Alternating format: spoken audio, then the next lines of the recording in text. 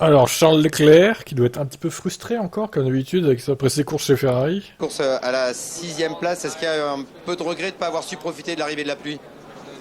Non, non, parce que très honnêtement, quand Ouais, on un peu regarde quand la même. course, après la course, c'est toujours facile de dire. Après, dans ces conditions-là, il y avait encore beaucoup de voitures en slick quand il a commencé à pleuvoir. 90% du temps, il y a des safety cars dans ces conditions-là.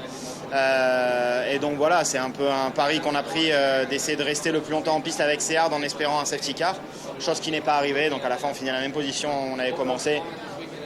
Il n'y avait pas grand-chose de plus à espérer en partant 6e dans tous les cas.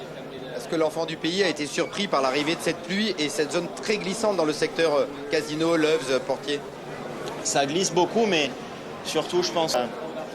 Mais bon, voilà, après la pluie, c'était pareil pour tout le monde et c'est comme ça.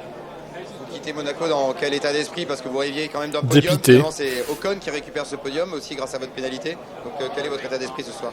Bon, je suis content pour Esteban, hein, il le mérite, il a fait un très très beau week-end. Après, de mon côté, c'est vrai que je pense qu'on le méritait aussi. On a fait une très belle qualif hier. Mais bon, c'est comme ça, hein, malheureusement.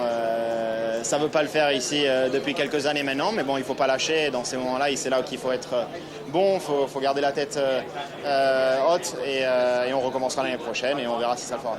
Merci Charles, à l'année prochaine. Toujours l'année prochaine, repoussé, toujours d'un an. Ben, ils n'y arriveront pas chez Ferrari, hein, avec une mentalité comme ça, les mecs. Je comprends la logique, hein.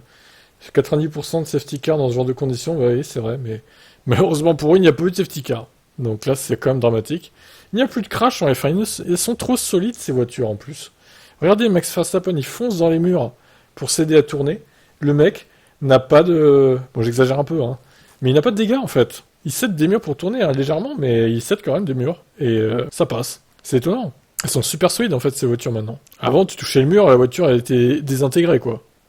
Donc, voilà. Quant à Leclerc, bah, écoutez, je pense qu'ils ont mal géré les pneus. Après, c'est facile à dire après coup, hein, comme d'habitude, mais bon. C'était un pari à prendre et ils l'ont perdu. Voilà.